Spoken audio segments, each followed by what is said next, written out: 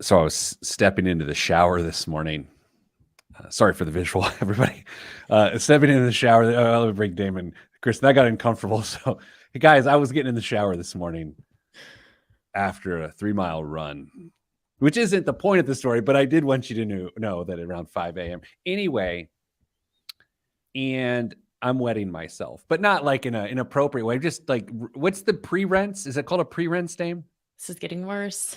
No, Yeah, you know what I mean. Let's go with what? Were you rinsing yourself before you rinse yourself? Well, no, you're either wetting yourself, getting wet in the shower. Like, what do you do before you soap up? What is that called? What's that period of time called? That's not a pre-rinse. It's not a rinse. What are you rinsing? It's a pre-rinse or a wetting. Let's go with wetting. I like wet. Let's go with wetting. It's not soaking. All right, so I'm wetting myself in the shower, which is how to cure athlete's foot, oddly too. But anyway, I'm wetting myself in the shower, and I look down to grab my soap, and I'm thinking, okay, it's gonna be some Irish Spring, some Lever 2000, some Dove, something traditional. And every once in a while, Mrs. Planner puts like a artisan soap in there, right? Mm-hmm. So I every time I'm like, oh, what am I gonna smell like today? So I start lathering up the temple here, and it's cinnamon soap. I smell like Christmas today. If you came up to me, Dame, and nuzzled into my neck today, I smell like I smell like Fireball. Which is weird. Like I've got a lot of responsible things today, and I smell like cinnamon whiskey. Good. Man, that's Kristen. Here's the thing it really smells like, though. When I was a kid, we had a bathroom spray that was cinnamon flavored in like our half bath. And so when you use the spray, people know when you use the spray, then it smelled of that. And that memory just came rushing back to me as I was trying to clean myself in the shower. Hello, everybody. Are you a bar soap family? Yeah. Interesting. Well, Mrs. Planner and I are, I think the kids might be gels. I don't know. What are you? Is this too intimate? Unless we're talking about application, no, but yeah. Do you use a loofah? Yeah, I do. Little exfoliation. I'm not comfortable asking Kristen what she No, let's skip that one. Yeah, this is a financial show. Okay. Look, I know I got some problems. About 1,000 memories I gotta forget. But if I'm gonna solve them, maybe I'll take all the help I can get. Who was that from? I thought I'd make a Morgan Whalen reference to you guys today just to surprise you. I'm in shock. I did that on purpose. I set up the whole story so I could deliver that line in a mediocre way. I'm impressed. Oh, hi. We were off last week, so your life was a little better. Both as the co-host and the listener, your life was better last week because we didn't have a show. Kristen, how's your life? How's it going? It's better now. Thank you for asking. Yes. Kristen almost was unable to join us this week, Dame. A little landscaping incident nearly took down the flagship. Can you help us understand what you've heard, Dame? I understand it was all hands on deck or in the dirt, whatever you want to say. But there was a shortage of internets at Kristen's house. Kristen chopped her internet cable in half and then had it replaced by a young man. Thank God for him. What was his name? You don't know the technician's name that kept our show on the air? No. I don't, because I thought he said Caleb and it wasn't. It was like almost like Caleb, but I still didn't understand what he said the second time. And I didn't feel like I could ask a third time. So it's a name like Caleb, but it wasn't. So pro tip here, Kristen, you could have just said any name and we never would have known. And I you know, would have seemed like a complete genius. And he's not going to listen to this show, so he never would have known. So you just say a name. Does he use bar soap or gel? Okay, here's what's on the show this week. We are going to play a little game. It's a game. It's a thing. It's a bit. It is, what is your least favorite financial metric? And what is your favorite financial metric? The three experts on the show, or shall I say the two experts and me, will go around and we will share those thoughts with you. We will also possibly talk about the debt ceiling today, although potentially that becomes pointless if the deal is signed in the next couple of days.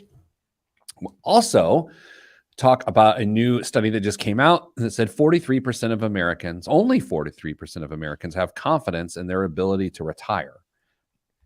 So we'll talk about that, and then so much more. You guys ready to start the show? Ready? Let's go. I know people feel traumatized by the whole soaping incident of 2023.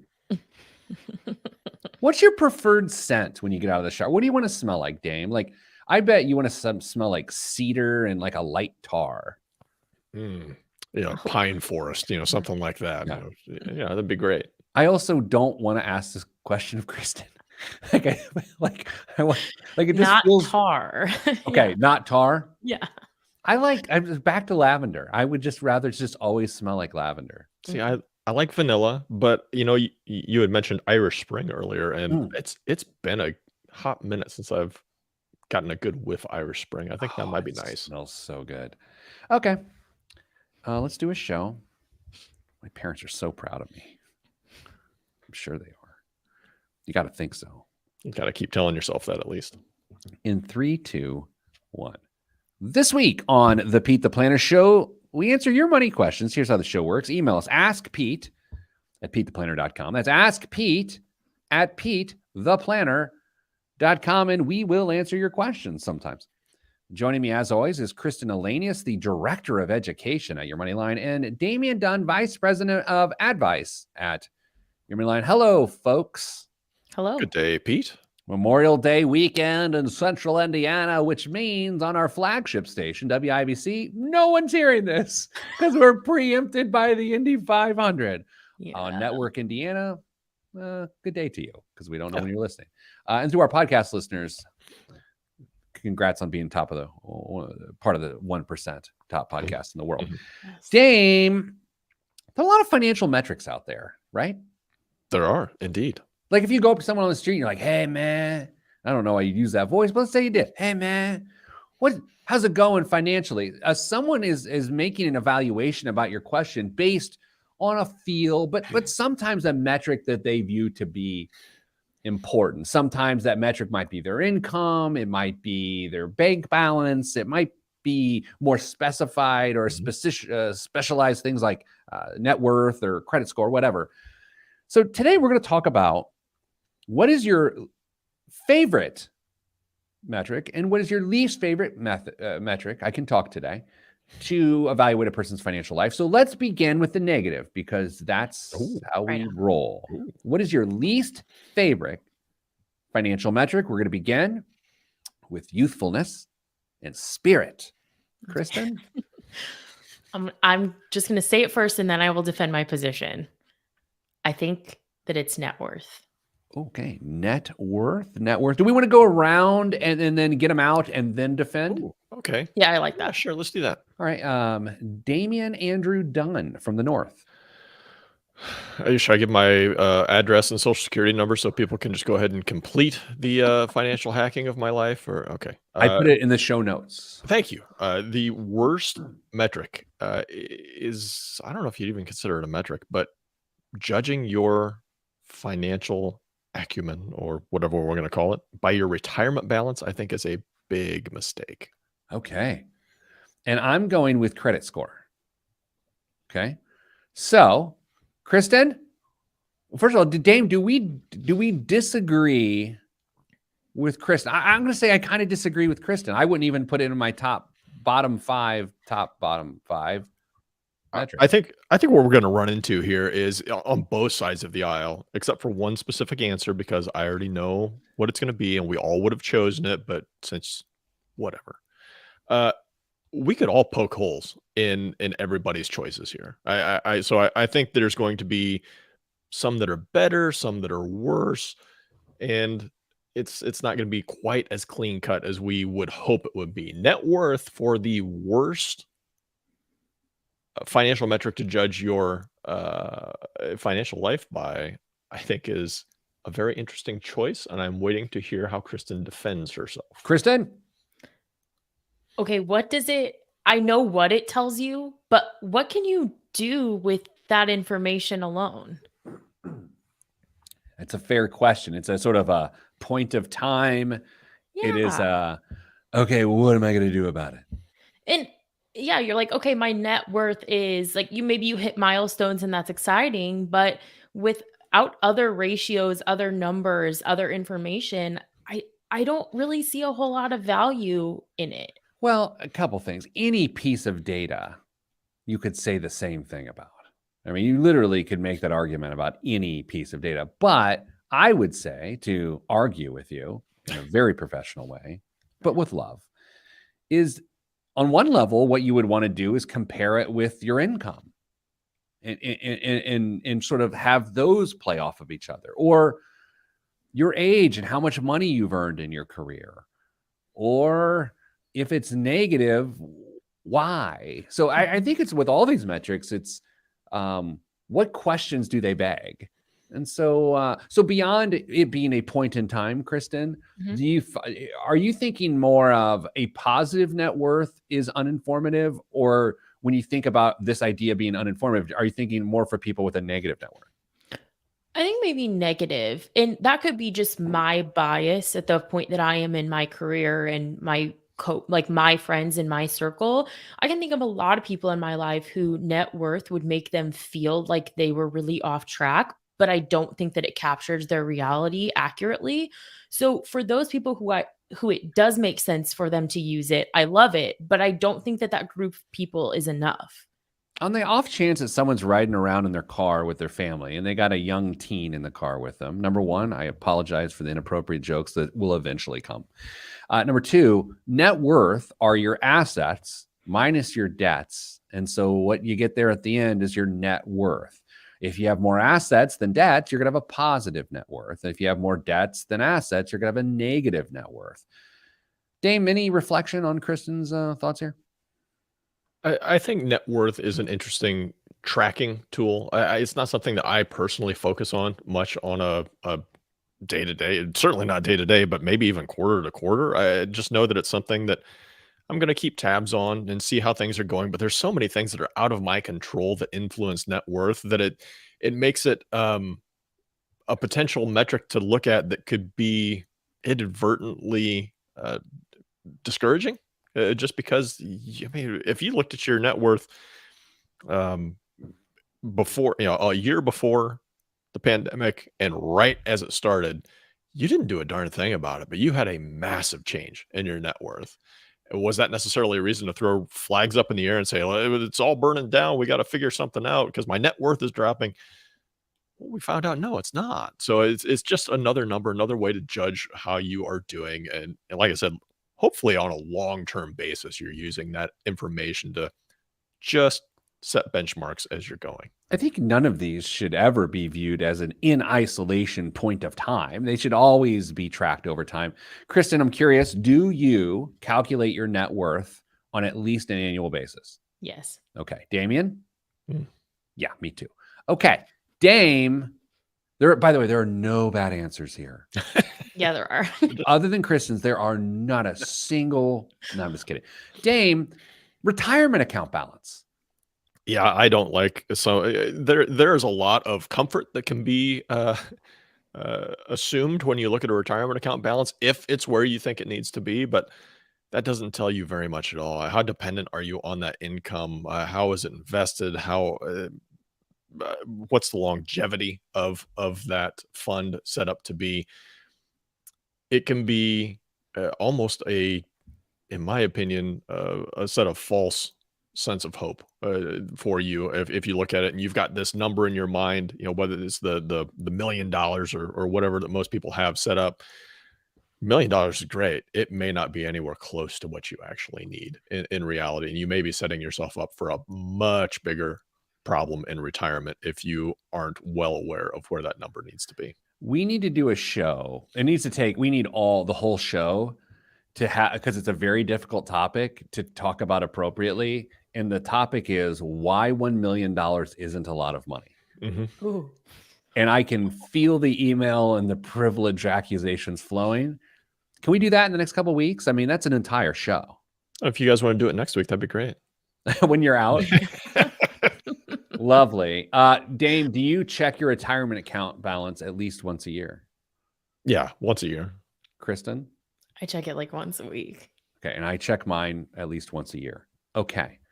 So here's what we're going to do. Coming up after the break, I'm going to tell you specifically why a credit score is the worst financial metric of all time. And we will begin my argument this way. Kristen, do you check your credit score at least once a year? Not intentionally. Dame? No.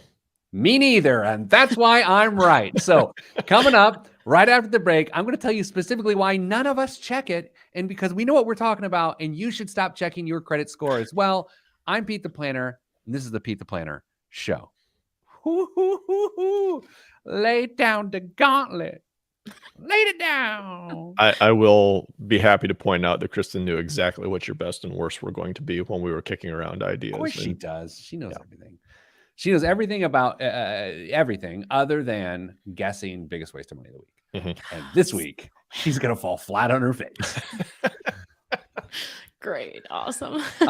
You guys, I have not talked to you much. Although I saw you on Monday. It was so good to see you. It was sort of in passing, unfortunately. No one passed. You know what I mean? Like, no one died. But it was in passing. Because you see someone passed, Right. it means they're dead. But we're all Alive. here. Yeah. I forgot to tell you. I neglected to tell you. I've not been able to tell you. Our show may be getting a sponsor. What? What? Yeah. And now I can't tell you anything else about it on the air. I'll tell you off the air. Are we gonna get like cool shirts that we have to wear, or like a sleep number bed that we have to test out to say like this is our number on the show and all that fun stuff? What if it's like a head raiser? Like, Oh, Okay, I mean, but if you say that's great, I've got direct use for that. when's Kristen gonna be a team player and get with the program if we have the head raiser sponsor? what? What? No. Natalie Portman in that one movie shaved her head and she looked amazing. Kristen, come on. Natalie Portman's net worth is much greater than mine. Oh, But that's a horrible way to judge your financial life. Yeah. I know. I wonder what her credit score is. I should do a website, celebrity credit scores. That would be awesome. You would click on that, right? I I absolutely would. Okay, Yes, I would. is it rude to like? Yeah, that's rude. Never mind. We're not going to do that. We were going to be like, what celebrity has the worst credit score? Like, that's a terrible thing to do. We shouldn't joke about people's financial malfeasance. You guys want to hear an awkward moment that occurred to me earlier this week? always. Mhm. It was yesterday, maybe. I go out in our parking lot here. Julie Penguins is listening, ladies and gentlemen. Yay. Oh my gosh. Hi, Julie. How are you? Good to see you. I'm going to use this voice for no reason. Okay. I go in our parking lot and a convertible bright red Ferrari is being backed out. Mhm. And there's a woman driving it. Probably, I don't know. I mean, I'm guessing women's ages is a terrible Yeah, idea, don't do that. but likely a dame our age or or older, a little bit older. Okay. Definitely a blonding that came with chemicals. I mean, like, this is feeling judgmental, but I'm trying to paint the picture. Okay. Okay. I shouldn't have started this way, but here's where I'm going. I'm following this person who happens to be a woman of a certain age with a certain hair situation. Oh, no. And I'm thinking to myself, man, I would love to know the story. Just then, like, this really nice Porsche passes me. It's a guy driving it. I'm thinking, man, I want to know that story. Like, why is that person driving that car and that person driving that car? Then a Hyundai Elantra passes me. I look over at it and I was like, I actually don't care what that person's story is.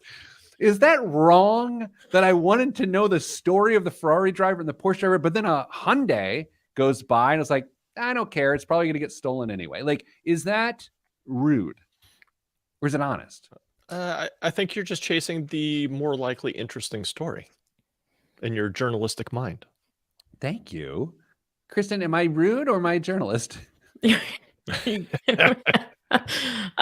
You're honest. Yeah. I mean, I'm not necessarily intrigued by wealth, but I'm intrigued by the story which led to the wealth.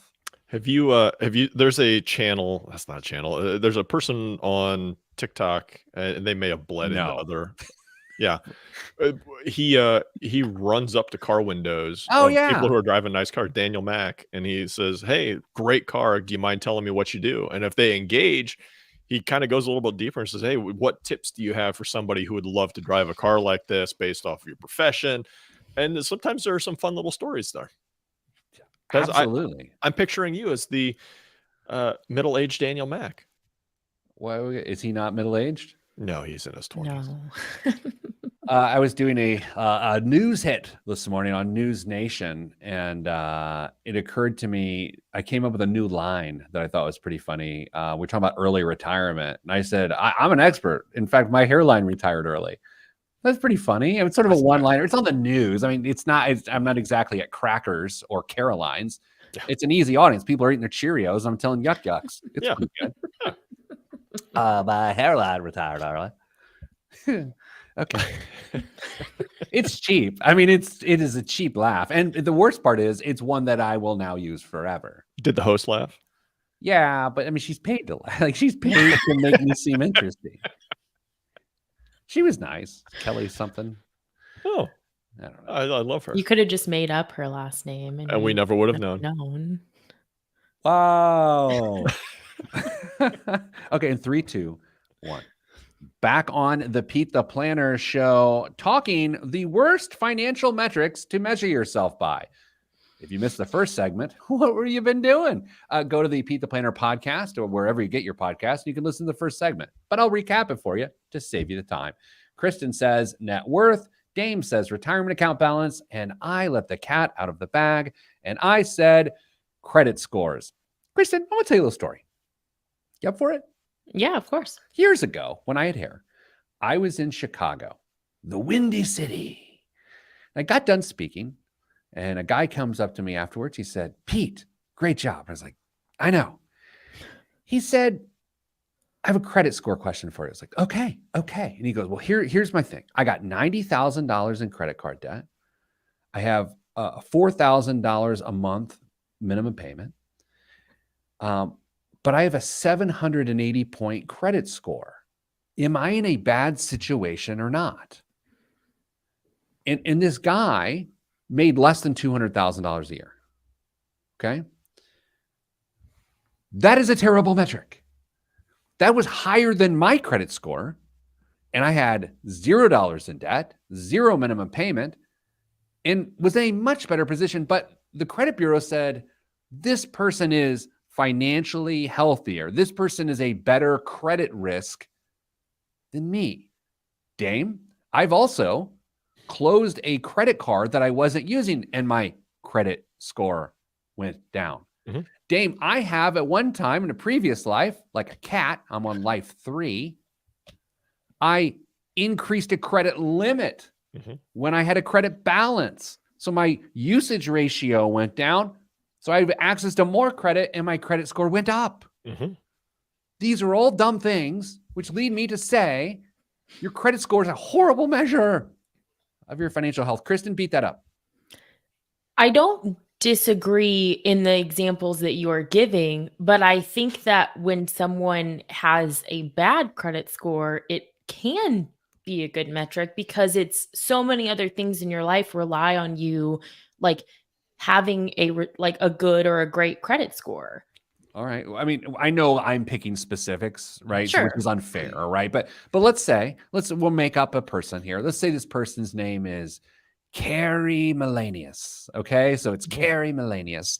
And she has a 500-point credit score. And she is renting. And she just had a tough financial time, but she's got an emergency fund. She has no current debts. And she is saving money for the future. She's healthy. She just had a bad event, and therefore she looks like a credit risk.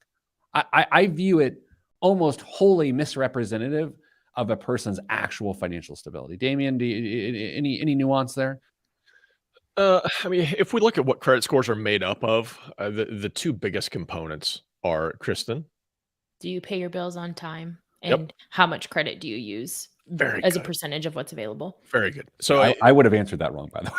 It kind of threw me yeah, off I'm learning. guard Go when, ahead. when Yeah, he quizzes me like that. I'm I like, don't oh like when he boy. does that. yeah, so those are the two biggest things. If we can get those under control, because if you're not using very much of that credit, chances are you might be using dollars in a effective way outside of that because you're not racking up debt. And it's likely that your credit score is going to be making good progress towards a higher score if you have just those two things under control. I agree. I don't like when people say, "Well, I've got a 7 whatever credit score. I'm in great shape." That no, maybe not. May have not have anything to do with that credit score. But we do know, based off of the two big motivating factors or driving factors of credit score, that if it's trending in the right direction or is maybe even reasonable, there might be some really good things going on in your life, or at least consistent and stabilizing things going on in your financial life. Not a full sure thing, but it could be. Yeah, the other weird thing is, and this is nuanced too, Dane, based on we're the same age and our lives are similar in this way. Your household owns a business. Mm-hmm. My household owns a business. Mhm. So our credit worthiness is important. Yeah. Mhm. However, let's say that we didn't own businesses, but we had the same financial standing that we have. Our credit worthiness actually wouldn't matter at our age because you and I would never borrow money again ever for the rest of our lives. So that's the other. I'm cherry picking, right? I'm cheating by having these special examples. Now let's go turn it on its head. Best metric to measure your financial life. We're going to go round robin. We're going to be quicker this round. Kristen, what is your metric? Real rate of return. Real rate of return. Wow. Excited to hear Wow. that. Wow. I don't get, do we have time to explain what that is to me? Or no, am I going to have to like chat PTP it and find out what it is? Dane, what about you? Debt to income ratio, because it was the closest thing I could think of to the one that I really wanted to pick, which is Pete's choice. Power percentage is Yes. mine. Of course, I choose one that I created. So we call that narcissism in the biz. Kristen, what did you choose? Real rate of return? Yeah. So your inflation adjusted rate of return. Because if you're saving, you could be saving 10% for retirement, but you're terrified of the market and you have your investments in cash equivalents. Are you really saving enough for retirement? And I think people kind of, once you put the money in the account, sometimes you take a step back and you're like, well, doing good. And it's like, well, we see that all the time on the line is like, well, did you take that extra step to look into what it's invested in? I have a dumb question. Kristen will know the answer. And if she doesn't, Dame actually probably won't either. Kristen, is that net investment fees as well, real rate of return? Or would you just have to say real rate of return, net investment fees? I don't think that it is. I think it's just inflation adjusted because the formula doesn't have investment fees in it. I love what you've said, real rate of return. It's hard to even try to poke holes in it. Dame, what could be more interesting is to net in investment fees on top of that. Of course. Yeah. Kristen, so far you're the leader in the clubhouse. Right on. Dame, talk to us about why debt to income ratio is good for you. I feel like it's making sure you are spending your money in a very efficient way, that you are not racking up tons and tons of debt and spending your money paying down that money that you've already borrowed and racking up interest and whatever else is going on, and preventing you from doing other really great stuff, building an emergency fund, saving for retirement, saving for your kids' education, whatever that case may be. Because if you're spending money on stuff you've already bought, you're not able to use that money to build for your future. A debt to income ratio, general rule of thumb is to keep your overall debt to income ratio at or below 43%. So is it saying the percentage of your income that goes to pay on those debts? Is that what that is? Yeah, it's monthly. Okay. Mine's power percentage, which was this thing that came up a few years ago where it basically says how much of your take home pay, actually how much of your income, gross income, is going to increase your net worth. So that might include a mortgage payment because as you pay down principal, it goes up. It might include a debt payment, which makes your income or your net worth go up. It might include 401k contributions, saving to an investment account, bunch of different things. And I created it for myself because Mrs. Planner busted my chops at an annual money dinner several years ago. She said, how'd we do this year? I said, well, we saved X dollars, X numbers of dollars more. She go, well, how about from a percentage standpoint? And I was like, yeah, let me get back to you. And so then it just led to this idea that sometimes we think we're doing better, but we're really not. And that's why I stand by the assertion that when most people get a pay raise, this is a hot take. Be ready. When most people get a pay raise, it actually takes them further away from their retirement goals. Oh, Isn't that a hot take? hot take. That might be another show. That could be an entire show. Oof. But we don't have time for it now. Here's what we're going to do. We're going to take a break. We're going to come back and talk about something else. And it'll be interesting. It'll be clever. And it will be captured on the Pete the Planner podcast, which you can download wherever podcasts are downloaded. I'm Pete the Planner. This is the Pete the Planner Show. How many times can I say Pete the Planner in a row? Pete the Planner. Can't. 1, 2. Not many. Yeah. Kristen, Yeah. have you ever seen the original White Men Can't Jump movie? Yeah, and I got done watching it. Never mind. Yes. The original? Yeah. Okay, judge in a moment. We're just gathering data. Okay. Dave, Yes, of course. first R movie I ever saw in the theaters with my boys. We went, Okay. our moms let us go. And possibly one of the most iconic moments of my life, just seeing it from a culture standpoint of where I was 13-ish. I don't know. Sounds about right. It was amazing. And I loved it so much. And Kristen, your thoughts on this movie? Go ahead. It's okay. I'm not a movie person. Okay. So we'll get that out there. Sure. Name a movie. I guarantee I haven't seen it. Shawshank And- Redemption. Haven't seen it. Okay. And I got done watching it and I said, that is 2 hours of my life that I'm never going to get back. It's I would okay. expect that from her though. Yeah, it's fair, right? Like I get that. Okay, so Right. it was with great trepidation that this morning at 3:30 when I couldn't sleep, I went downstairs and started watching the remake of White Men Can't Jump on Hulu, starring none other than Jack Harlow as the white man. And if you don't know, Jack Harlow is a hip hop artist from Louisville, Kentucky. I fancy him a talented musician. I love the original. Terrified because I read the reviews of the remake. Damn, I liked it. I liked it. Really? Did you watch it? No. I liked it. Here's the other thing. I told you this about a year and a half ago on the show. Fresh Prince of Bel-Air, one of my favorite shows Right, yeah. ever. Watch the remake. I liked it. But I hate remakes, so I don't know what to make of that. Is it just that age of my life? Did they capture me in that 13-year-old window where I'm like, man, I felt cool about myself. Now I'm a dad. And so am I just thinking about nostalgia? See, I would tend to go the other way, thinking that I've got that piece locked away, and I remember how good I liked it, or how much I liked it, how good it felt. And remakes, I can't go there. I don't want that to tarnish anything that I've got locked away. Yeah, Chris, I'm not saying it was a good movie. I'm just saying it didn't bother me. But again, 3:30. That's true. I was like, couldn't sleep. What's your current sleeping sound you listen to? What? Stretching for your run. Yeah, right. Do you listen to sleeping sounds, Kristen? The King of Queens. What? It's a sitcom. I understand that. I fall asleep with the King of TV Queens on. playing usually. What?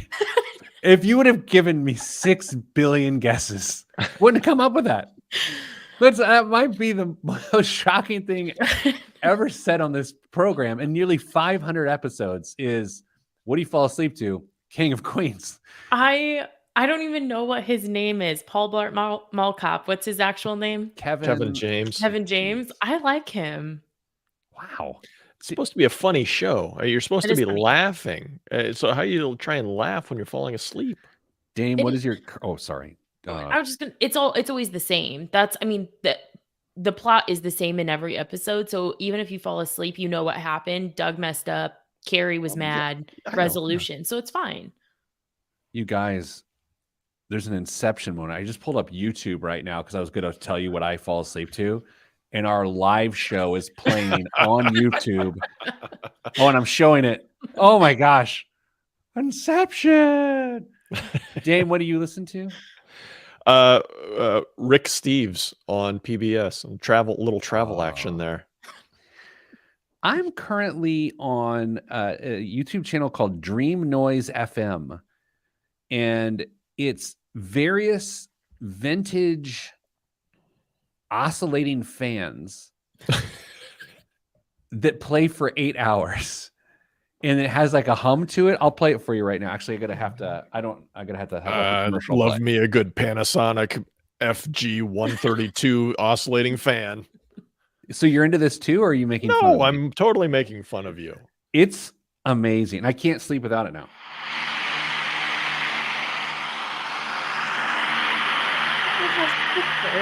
You know, you could just buy an oscillating fan. Shut up, Dame. I'm not looking for good ideas. I kind of want to because I run hot at night. Yes. That's why I have to shower with cinnamon soap. Call back. You missed the show. We started with my shower habits. Okay.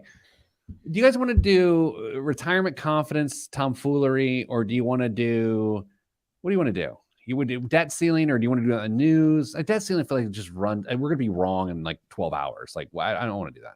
What do you want to do? That ceiling, they are going to find a solution, an agreement, whether it's today or whenever, and things will continue on. That will continue to grow, and we'll be right back here in another year, 2 years, 3 years, whatever it is, to be used as leverage for whatever party's in power to get more out of it. There's your debt ceiling talk. Jeez. Done. Okay. Moving on. Okay. Someone wants to get to vacation. Guess we're talking about retirement then. Okay. I'll pull up that article. And here it is. Let me turn back on my phone, not to listen to sleep sounds, but Man.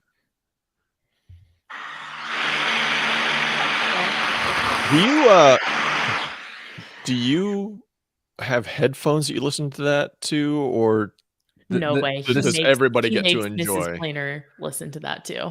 the sound only enters my ear holes. Oh, okay. Yeah. That's great. Consider it. I am a generous partner. I don't know what that means. I'm sorry. Oh man. I can't tell that story. Okay, Dame, I'll tell you later. Sorry, because I can't even tell you. I'm sorry. No. It's okay. Wait, are we talking retirement or the lack of financial independence?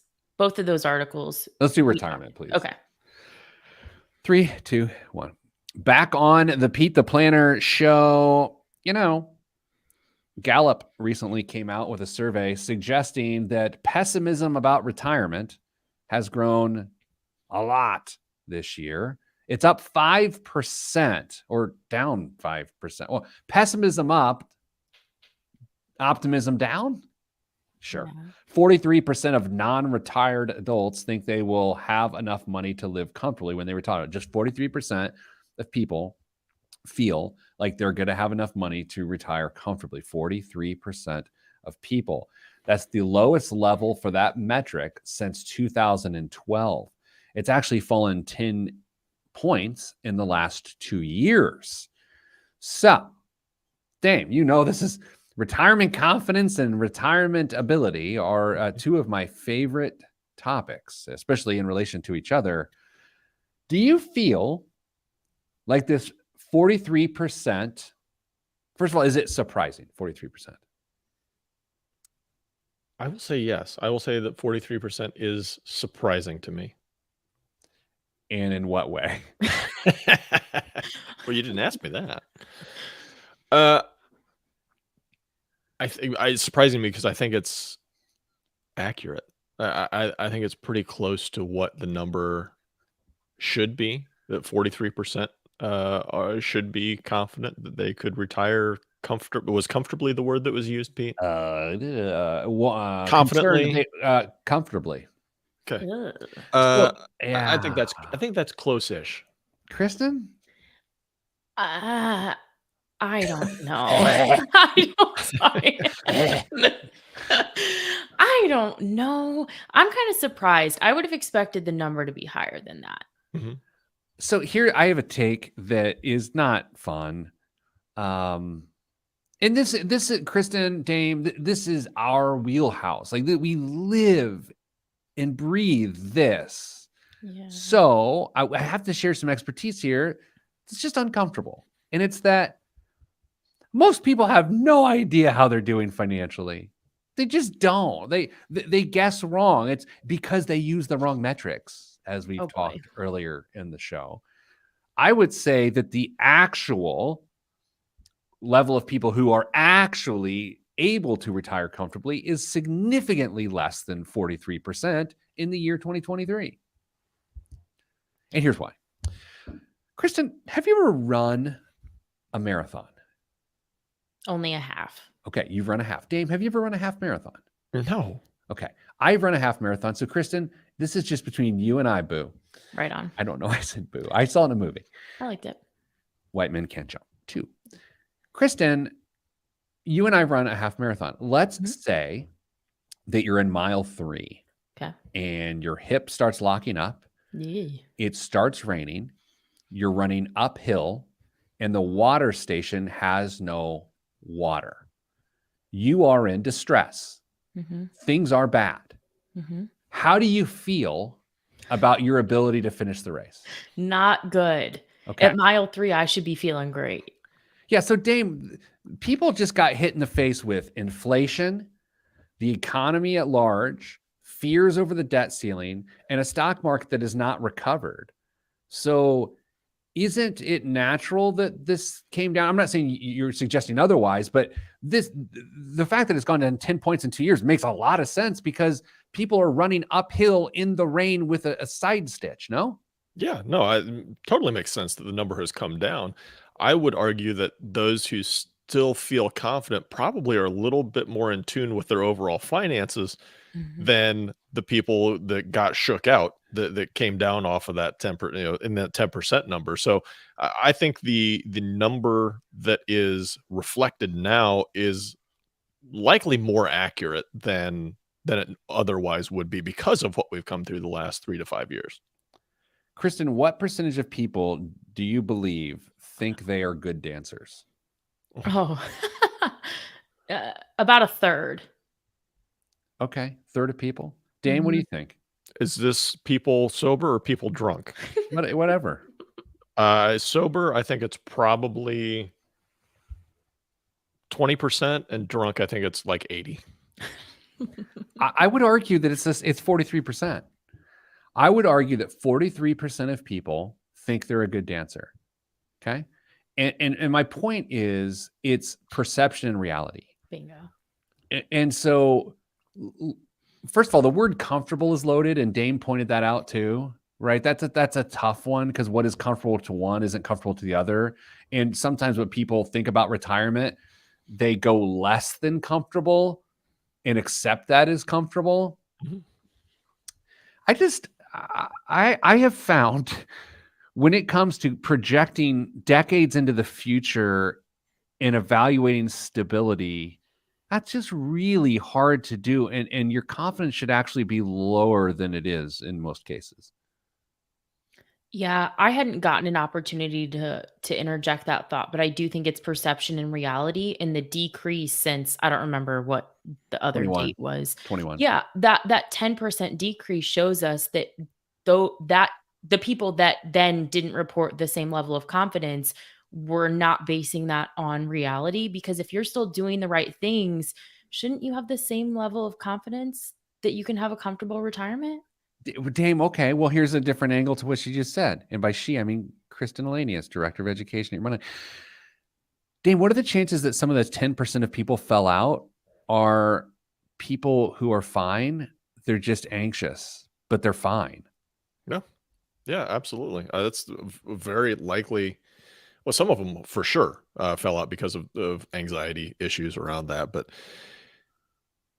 there's, gosh, this is such a loaded question on a number of fronts, and I just don't know how we appropriately account for all this. I mean, we don't even know what the sample was that was taken, because if I go and ask this question to folks in their 30s, they're probably going to give a completely different answer because of their perspective than somebody who gets asked in their mid 50s on this. It's just I'm looking such right now. a weird question. Okay. Oh, Do we have data? Ooh. Data time. Mm. All right. Men, who's more confident in their ability to retire? Men men. or women? Men. Men at 50%, women 36%. Proving Yeah. once again, women are smarter than men. Ages 18 to 29. Higher than 43% or lower than 43%? Kristen? I'm going to lower. Lower. Higher, 54%. Wow. That's not 30 to close. 49. Higher or lower than 43%? I will say higher. Lower.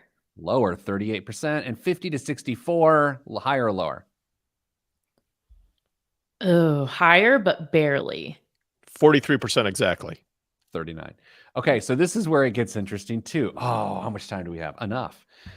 Lower income folks are at 19%. Really? Middle income folks, and I think this is the category to care about. I mean, Mhm. and not because I don't care about the others, because I do, but I think it is actually the most indicative of what's going on, is 36%. Mhm. And upper income, where I think a lot of overconfidence persists, is 65%. Hey. Okay, one last factor. College graduates, Oh. 57%. Not college graduate, 35%. Fascinating. Hmm. Fun with studies. Boop ba da boop bop bop bop. That's the stinger. I didn't have time to put together a stinger. I think we just stole a jingle. Oh, we may have. Okay, here's what we're going to do. After the break, we're going to come back on this show after the commercials. Oh no. And we're doing biggest waste of money of the week. Damien, we were all off last week and from the show. So you've had 2 weeks to compile amazing news. You're off next week. Mm. So we're going to make Kristen do the news next week. Man. So this better be an amazing news segment. And I have to say, I may have tripped upon one of my favorite biggest waste of money of the weeks in a while. I feel like they've had high quality bombs this year, high quality. Mhm. And this Oh, yeah. one is up there. So Kristen, prepare to embarrass yourself with a bad guess. Yay. Dame, prepare to find something that you looked up earlier this week. I'm Pete the Planner, and this is the Pete the Planner Show.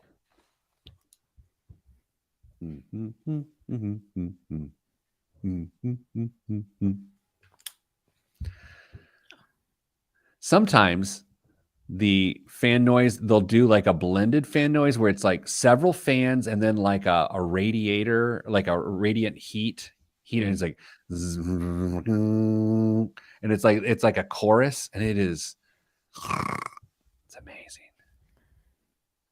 Okay. You know where it goes wrong sometimes though is every once in a while an ad will pop up in the middle of the video. And so I'm like having a dream about Dame like shaving my arm or something normal or something. And then it's at Rent-A-Kill, and it's like, what in my ear? Have you seen this trend about people taping their mouths shut when they Have we talked sleep? about this on the show? I don't, No. Well, you might have. Maybe it was a show I wasn't here, but no, I don't think we have.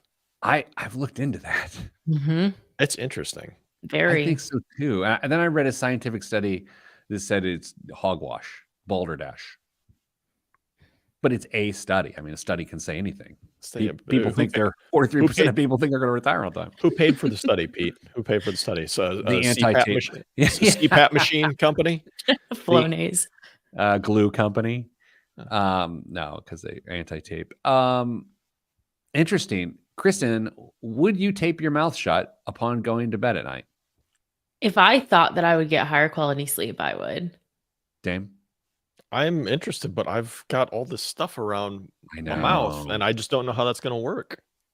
So there was and then of course, once you click on it, then all the ads are served to you, and like Yeah, that podcaster's like, I used to use 3M tape, and it's like, okay, and then now he uses this like black rubber tape. They call it hostage tape, Hostage right? tape. Yeah. I think it's just kinesiology tape, but I could be wrong. Okay, guys, are you ready for Blom? What time is it? I am so ready for Blom. Darn. I'm not ready for Blom. I got to get going here. finished. Stop it. Jeremiah's at the track. He's not paying attention to us today. Good point. 3, 2. Oh, hold on. Let me do this. Let me just pull it up. There it is. Okay. 3, 2, 1. This week's biggest waste of money of the week, right here on the Pete the Planner Show, is the world's most expensive ice cream. Mhm. It has an unusual ingredient list, including Parmigiano Reggiano cheese, sake kasu, a paste-like substance created during sake production, edible gold leaf, and white truffles sourced exclusively from Alba, Italy. The name comes from those signature white truffles, which can sell for quite the pretty penny. Development took over a year and involved chef Tadayoshi Yamada of Rivi, a French-Japanese restaurant in Osaka, Japan. Nice job. Can I have a timeout here? Yeah. Would you time out for or the good job for the pronunciation? Yeah. Thank you. I practiced. Here's the side note. Get on Instagram this week. 2 of my cousins, who are related to each other, obviously, but not brothers, are randomly in Osaka, Japan this week. I was just like, what do you guys do? They're like young and fun, you know? Nah. Those people. Yeah. And they're handsome. Are you sure they're related? Here's To the you? thing, Kristen, have I ever talked to you about my family? My Not really. extended family is so attractive. Dame, have I talked to you? I've talked to you about this, haven't I, Dame? I think it's come up. So attractive. So attractive. And I'm not. So family gatherings are, it's like, oh, there's Pete after the industrial accident. That's our cousin Pete. Anyway, let's continue. The decadent treat arrives with a metal spoon handmade by Takeuchi craftsmen using techniques and materials taken from temple and shrine construction. This is one scoop, one standard scoop, which is 4 ounces. Oh no. 4 ounces, 1 scoop of gelato, as they call it, not gelato. They call it gelato. Chelata Byakuya ice cream. So the pronunciation went to crap there. Yeah. Kristen, how much for a scoop of the world's most expensive ice cream? Oh my. I'm Standard so afraid. scoop's going to be what, $4 for ice cream? Can expensive. So it's like $4 maybe a scoop, Dame? Maybe. $3? Nah. I guess maybe in your neck of the woods. Well, it is in my neck of the woods. Kristen, how much do you think for this scoop? $600. Oof. Oh, Dame? I have no idea. I know. $495. What if I told you that it is $6,380 for a scoop of ice cream? That's insane. I mean, it took a professional chef a year, so I knew it was going to be crazy, but then I thought you were trying to throw me off. It was a whole thing. Wow. I zoned out at the year part because that just looks ridiculous, and I'm sure it doesn't taste good to me at all. Parmesan. Dan, what's in the news this week? What if you bought that ice cream after you had COVID and it just doesn't taste like the way the chef envisioned? I mean, there's so much at play here that it may taste great to them, but to you it tastes like Pete's armpit. I don't know. What? It smells like lavender. I used a lavender Oh, deodorant. cinnamon. Use cinnamon today. That's Oh, right. yeah. In 2019, HGTV sparked a new era of Brady mania with its special A Very Brady Reunion. HGTV stars, including the series hosts, worked alongside the Brady Bunch cast members who played the 6 Brady kids to meticulously recreate a replica of the original set design inside the legendary home in North Hollywood. HGTV invested $1.9 million and added 2,000 square feet to the property's original footprint, including a full second story. Standout features in the completed home include the iconic floating staircase, burnt orange and avocado green kitchen, the kids' Jack and Jill bathroom, and a backyard swing set, teeter-totter, and Tiger's doghouse.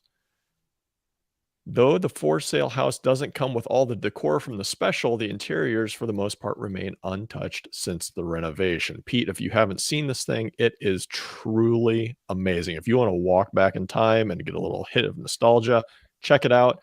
The listing price for the house is $4 million. Kristen already knows because she's the one that pointed this out to me. $5.5 million to own the Brady house. Great show. Yeah. Top 10 for me. Ooh, think so? I watched a lot of Brady Bunch. I used to dominate at Brady Bunch trivia on the Brady Bunch trivia circuit. On the circuit. It was a Yeah. small circuit. Does it come with a satin jacket and big old When logo it's on the time back? to change, you've got to rearrange. That's a song from the Brady Bunch. That was the one that was it Peter Yeah, that had the That was great. Peter had the changing voice voice. change, yeah. Time to change. Yeah. Yes. What else is in the news? Check fraud might seem old-fashioned in the digital area, but it's era, but it's on the rise as criminal gangs become increasingly sophisticated. Theft of checks mailed through the U.S. Postal Service has jumped significantly over the past 18 months. In 2022, banks filed 680,000 check fraud reports, according to the Financial Crimes Enforcement Network of the Treasury Department. That's almost double the 350,000 fraud reports filed in 2021. In 2018, however, check fraud made up 47% or $1.3 billion of bank fraud losses, a jump from $789 million in 2016. Paper checks are on the decline, but are still widely used. Americans sent 11.2 billion checks in 2021, down 7.2% from 2018. Kristen, when was the last time you sent a check? Oh, here we go. I have only sent like 2 checks in the last like maybe 5 years, and they were for my HOA because I had no other option. Okay, I get the reason you brought this up. I hand deliver my mortgage payment via check to my bank every month, and I'm okay with that. I have no problem with that. I take time out of my busy day as the chief executive officer of a tech company to go pay my mortgage in person, and I will die on that hill for just probably another, how many payments? Probably 65 more payments. Do you get a sucker when you go in? I see where you're going with that. I'm the sucker. Ha ha ha ha. Thousands of small-time real estate investors face a wallet-whopping housing bust. Seeking to earn a return without the work of being a landlord, these people invested their money with real estate syndicators who purchase apartment rental buildings using the pooled funds. Once powered by low interest rates and, in some parts of the country, rising rents and escalating property values, many have come under financial pressures and hold properties they can no longer afford. The investors have few legal protections. For example, syndicators in many cases aren't required to regularly update them on buildings' financial performances, and investors have no say over spending. Some who lost their investment never knew the properties were in trouble until they were near foreclosure. Kristen, this goes to our general line of thinking that real estate is tough and it is way more complicated than most people realize, and trying to find a way to cut corners by being a part of a syndicate don't always work. Full disclosure, I'm not even really sure I know what a syndicate is. You've never watched Mission Impossible Ghost Protocol? No. The Syndicate is a group of criminals worldwide. Is that, or it's different syndicate, Dame? It's a similar concept. It sounds like similar concept. No. Well, here's the thing. Anytime you hear a commercial, and yes, I realize that commercials will play in 1 minute, that when something is oversimplified, like real estate or gold or cryptocurrency or protected investments, it's not that it's simple. There's a lot of fine print, and it's very difficult. If it's a complicated thing and is made to seem easy so that it is approachable to you, it is in fact not for you. And I think a lot of times with those real estate syndicates, that's what ends up happening. I agree. Circle gets the square. Kristen, have you ever seen Hollywood Squares? Yes. Wow. Okay. Wow. I don't know if you say Happy Memorial Day. I respectfully, I don't know what you say. But I hope you're able to celebrate and remember those we've lost. So anyway, kids, have a good weekend. Sending you good vibes because good vibes are all that's in the budget. I'm Pete the Planner. This is Pete the Planner Show. I don't know what you say. You know what I mean? It's a great point. I'm not sure either. Okay. I'm done. Good luck. I got something to do. All right, Dame, have a great vacay. Thank you. Kristen, See you next week. see you next week. All right, everybody else, stay getting money.